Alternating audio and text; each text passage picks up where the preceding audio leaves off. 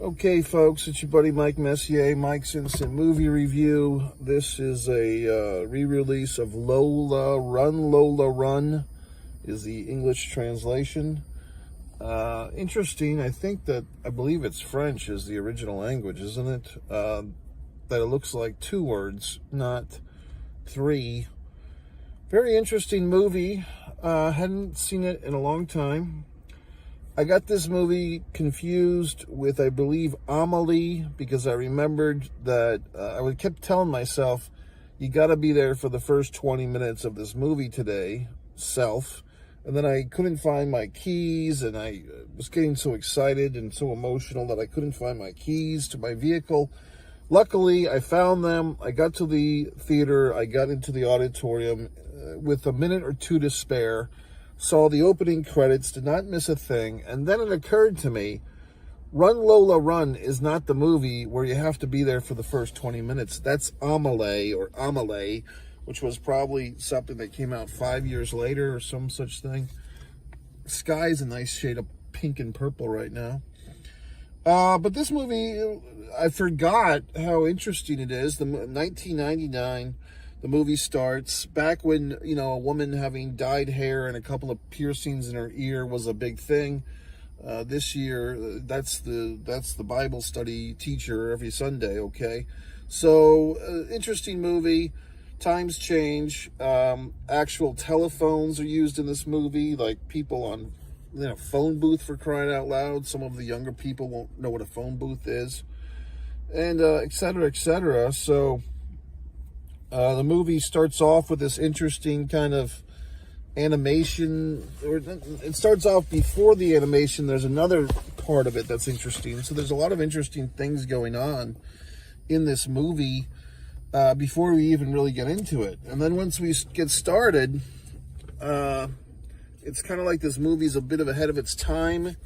And basically, in my opinion, it's another one of these multiverse things, like, within like 25 minutes, Lola gets shot in the chest, and then she kind of goes into her own mind to recreate her choices of the day and comes up with these different options to do things differently that would allow her and her kind of good-for-nothing boyfriend, Monty, to survive and to live. And apparently, these are not particularly good people. I mean, Lola, we're cheering for her because she's the title character, and she seems so sweet and innocent, but really they're kind of low-life thugs, gangsters, if you would. And I guess Monty has to do some delivery for some other asshole, and then his bag of money or whatever it is gets stolen by I guess you would say a gentle bum. And then, so now Monty needs $100,000, whatever their dollars are. He needs 100,000 of them, and Lola has this assignment to get them, and all this horse shit. So it's just a fun little romp. But yeah, like the multiverse thing, or the multi-choice thing, or whatever the fuck, or the butterfly effect, all these things are in Run, Lola, Run, a movie from way back when. Okay, so I thought it was good. Other thoughts and feelings I had, I don't know. I mean, the music's kind of interesting because it's kind of like this, back then there was this band called Prodigy, if you fine folks might remember. I think, unfortunately, the lead singer of that band is departed, as in deceased. But it's not that Prodigy does the music for this movie. It's just that some of the music kind of reminds me of the Prodigy music. Kind of like that hypnotic dance stuff. I guess raves were the big thing back then. I don't know if that's still a big thing. I'm sure it is to some extent. So I thought the movie was good. I mean, it tips it at 80 minutes. I like movies that don't feel they need to fluff themselves up or pad themselves just to reach a certain time limit. And like we've been discussing, you and I personally, all these movies that are going into 2 hours and 45 minutes, 3 hours and 15 minutes, go fuck yourselves. I've got better things to do with my time. But anyway, I like that it's a nice, compact, 80-minute movie. I don't know. I mean, I'm sure some of you fine folks will hashtag or whatever the fuck whatever the hell happened to Lola, to the actress playing Lola. I don't know if she became some type of, was she a star in her home country? Did I miss something with her? Because I can't recall seeing these actors, but she's not speaking English. So, and I'm in England, obviously. I'm in Florida, England, United States. What else? I know. Just I thought about like the Lola look, like she kind of looks a little bit, reminds me of something like Gwen Stefani type of deal, like I don't know what you'd call it, like the vintage shop swagger. Is that a cool thing to say? The vintage shop drip, as the asshole kids might say. I don't even think they say that. I think I just did.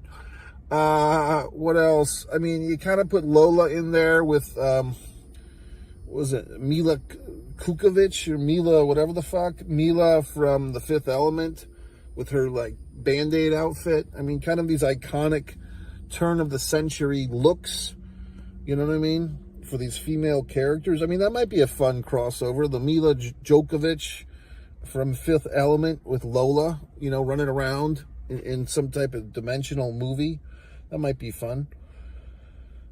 What else? I don't know. I mean, it was just, I guess for some reason my mind kind of festers into the pro wrestling world where you had like, Sasha Banks, and she used to dye her hair.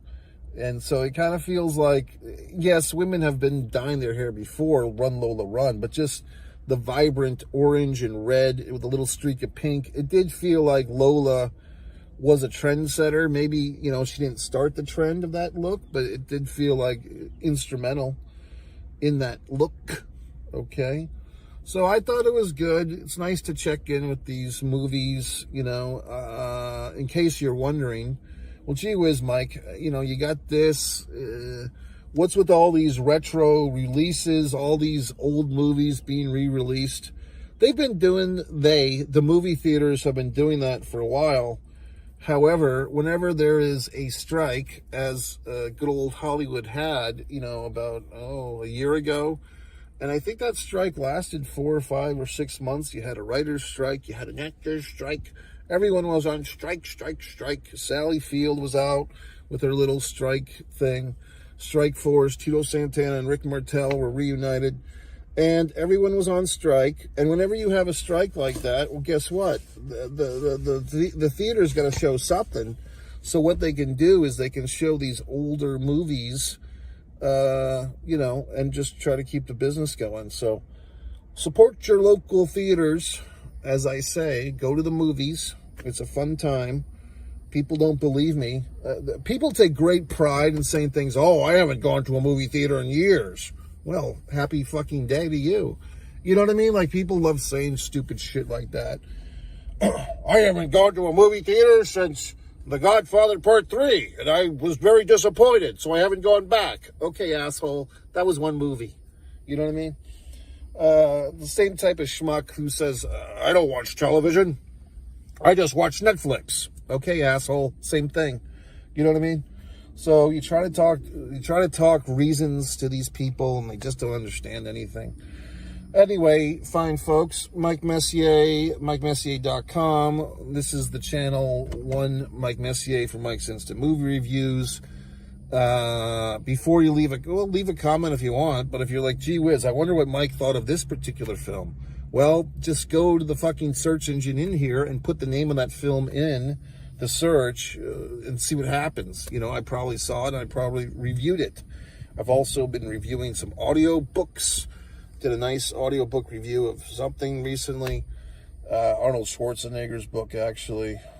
I think I had another one I wanted to review. So you can do all these things.